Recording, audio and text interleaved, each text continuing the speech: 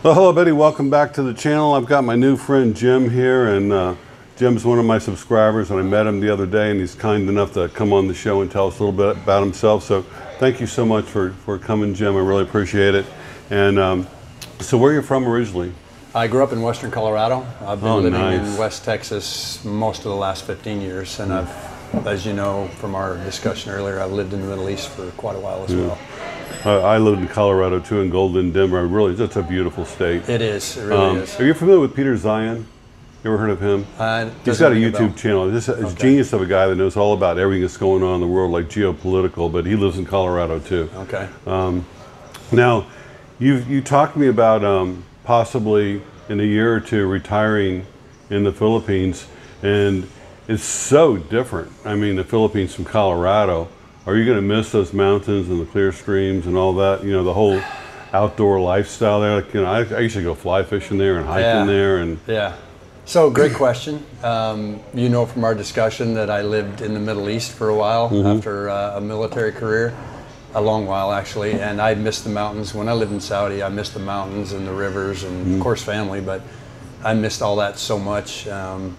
But when I left Saudi and came back to real life in the USA, living in western Colorado, I found that I was so busy making a living that I rarely had time to enjoy those things. Right. So, I mean, it's hard to get around the winter there too. Yeah, and that's the big thing. Yeah. You know, I mean, I just don't. I grew up with winters. The day I got my driver's license, I was driving in ice ruts during my driving test. You know, and I don't like the cold anymore. Just don't like it. So in the military, what was your rank and what did you do in the military and how did you get in the military? Okay, when I got out, I was a sergeant. I was only active duty for 4 years. I went in to work electronics, but while I was in basic training, they were recruiting and interviewing for SERE instructors. That's survival, evasion, resistance, and escape. That sounds so cool. It's pretty cool, and you know, being an outdoors person, it was really appealing to me. So I applied and went through the recruitment process and got selected. I think they selected 43 or 45 guys for my class. I think they briefed about 10,000, and I think 1,100 tried out. And then we had maybe a 25 or 30% washout rate during the first 6 months of training. So it was pretty intense. Where did you train at? What state? Washington State, Fairchild Air Force Base. Yeah. Was it in the winter, summer, or spring? Or? It was all year long. All year long. So we started our course in July and finished in mid-December. So by the time the weather got really nasty, our skills were, you know, in pretty good shape. Can you give me an idea of like some of the training that you did and some of the skills you learned and like what a typical day was like? So as an instructor trainee, typical days were 18 hours. 18 hours? Yeah, you had roughly you started the day with a pretty heavy PT session, hour and a half, let's say 5 in the morning, I don't remember exactly, but early morning physical training, lots of push-ups, lots of pull-ups, and every time anybody in the group made a mistake, everybody dropped for another 10 or 20 push-ups, and a run. How many were in your group, in your platoon or whatever? I think we started with 45, and I think we graduated 32. Kind of small. Actually, it was a big class. That was a big class? Yeah, a lot of the classes for SERE instructors are in the 20s. I know I keep up with them on Facebook now, and they just graduated the biggest class ever, but I don't remember what the number was. Maybe it was 40 or 50 graduates. So calisthenics and stuff, and then what? And then learning basic woodcraft, survival craft, how to build fires, how to identify edible characteristics of plants, poisonous characteristics of plants, how to purify water, how to improvise, right? Because if you're in a survival situation, you probably don't have everything you need, so you got to take what you got and figure out how to tweak it a little bit and make it useful for you for whatever. So what's the best way to make a fire if you don't have anything? Well, the best way if you don't have anything is that you pre-practice primitive skills, right? Like the drill with the hand or the bow and drill. Bow and drill is probably the easiest, but if you've never done it, you got to have a string though to do that. If you don't have a string, right? You have to have cordage, right? Cordage, so you may even have to know how to twist grasses or cambium layers of barks together to make a cord. I mean, those aren't easy skills. Yeah. Okay, I think we're good. Yeah. Those have to be practiced, and the only guy I know that's really good at it that was at the U.S. Air Force Survival School when I was there. He was my first SEER instructor. Yeah. His name is Mike Lowe. He was on season 2 of Alone. Oh wow! I If love you that ever show. watched that, I love that show. He went out after 17 days, but he could have stayed forever. In 17 days, his camp was like a Hilton. I mean, you should watch some of season 2. He's an amazing guy, and he maintains his skills. He can, he's sharp. Incredible. Huh. Yeah. And so you did that, and so then you became an instructor. Yep. Now I assume like when they teach you these skills, it can't just be for Washington State because you could be anywhere in the world, right? And you got to use those skills. So you Exactly. like edible plants that Yep. are in Washington aren't in Iraq or in Exactly right. South America. Yep. Or, So the program for our training and for the training we did for U.S. military flying personnel, they went through a 17-day course, which included combat, prisoner of war, captivity training, that sort of thing. But it was always global. I could have a group of 10 or 15 pilots in January in the Canixie National Forest, and it may be 5 degrees and 4 feet of snow. But if I taught a lesson about food and water, it wasn't just about that environment. It was also in the desert and the tropics and so on. So it was always a global approach. So was your, you said during training you were doing 18-hour days. Well, when you were an instructor, were you also doing 18-hour days too? Or did you have less time? If you weren't in the woods, so if you were a field instructor, you went to the woods for 6 days every month. Okay. And during that time, you had long days, especially in the winter, just because conditions were so rough. But when you weren't in the woods, your days were typically 8 hours. It wasn't bad. And then when we came back from the trip to the woods, we had a 5-day R&R. So once a month, I had a 5-day R&R as well. Now, when you were either both in training for yourself and also when you were an instructor, you said a lot of guys washed out.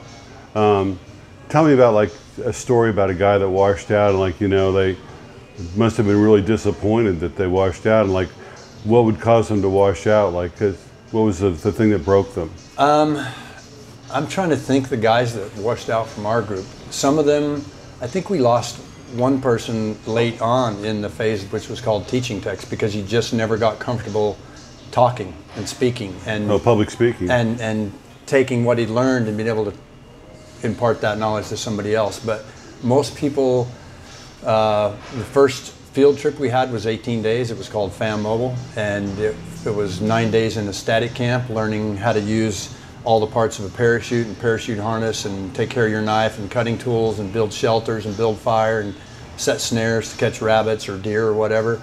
And then the last 9 days was the mobile phase, and we were carrying 100-pound Kelties in... What's a Keltie? A backpack. Okay. Yeah.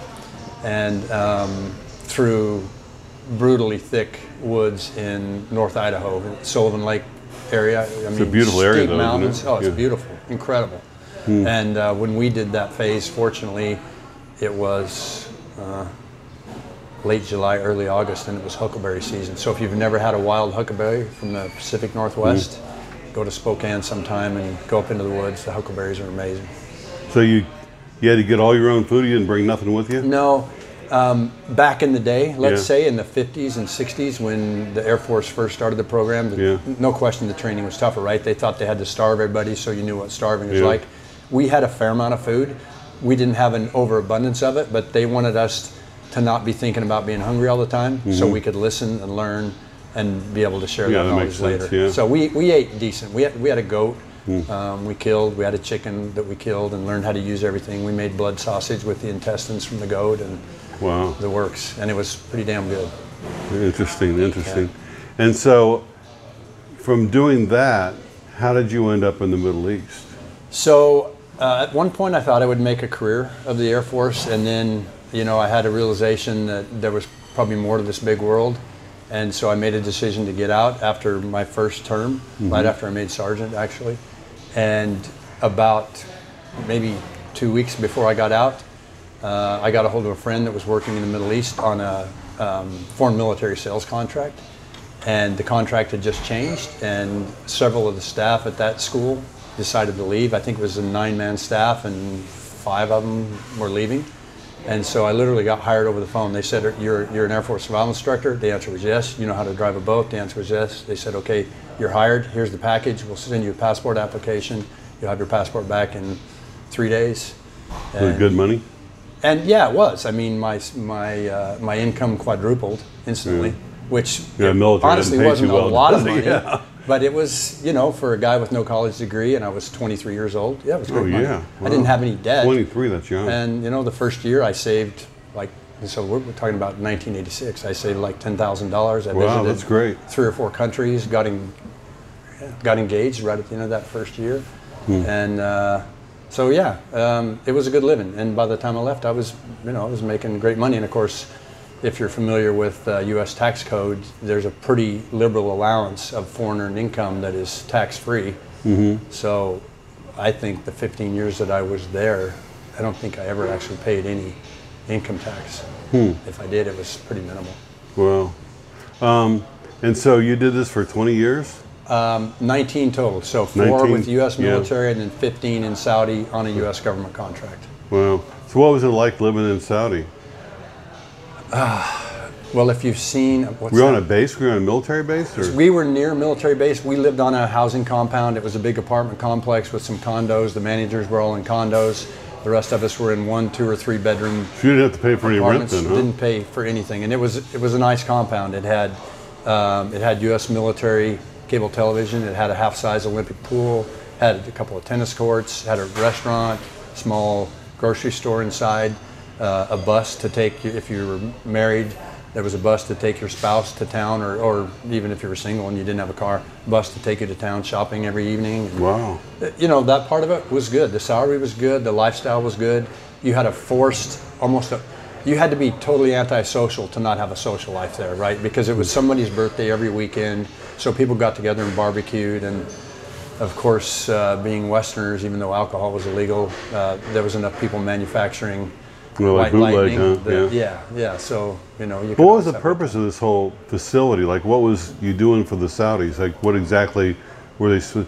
Who is funding all this? The Saudis or the Americans? The Saudis funded it, and they still do. And I it's don't still know there. exactly how the contract works now. But when I was there, the U.S. Air Force was contracted by the U.S. government to oversee the contract was done correctly. In other words, they made sure that the Saudis kept their 180 days worth of deposits to pay the contract, and made sure that the contracting company got paid on time, and made sure all the regulations were being followed and that sort of thing. So.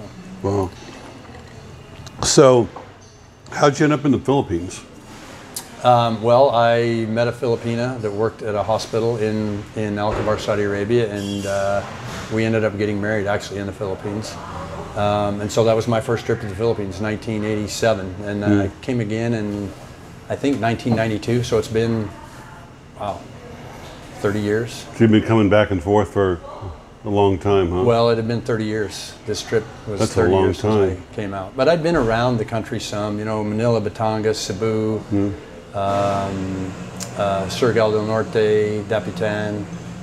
But I've added a lot more places this trip. So it sounds like you're a well-traveled man. You've been to many places. And what is it about the Philippines that, because you're pretty seriously considering retiring here permanently, right? Oh, not seriously. You're 100%. So 100%. Yeah, I'll live here 8 or 9 months of the year, and then every year I'll go back to spend time with my brothers and sisters. And visit your family and stuff. Yeah. But you're gonna, when it's warm, you know. Right. August, September, October, maybe something like that. But this is going to be your home. And you think it'll be in Dumaguete? You think it'll be someplace else? Or you're not sure? I don't know. I mean, my vision is a place with some super long stretches of beach, because that's how I find peace, is an early morning walk on the beach. And I just got here the day before yesterday. Of course, I've been doing research for years. I don't know if Dumaguete has the beaches that I seek.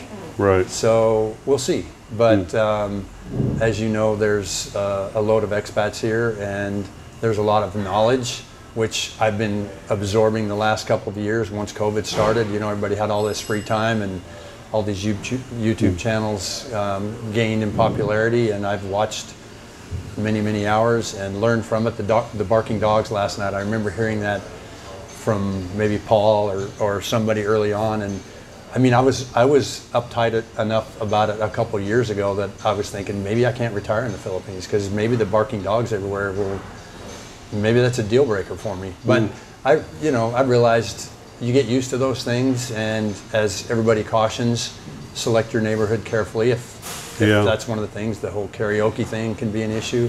So I'm going to have to select my neighborhood. I have time, but this trip is partly about that, to start, being boots on the ground and seeing some local places. And My experience, I've met a lot of people since I've been here, and the guys that have any military training at all, like they've done, 4 years or whatever, or some guys were retired from the military, those guys always seem to do well.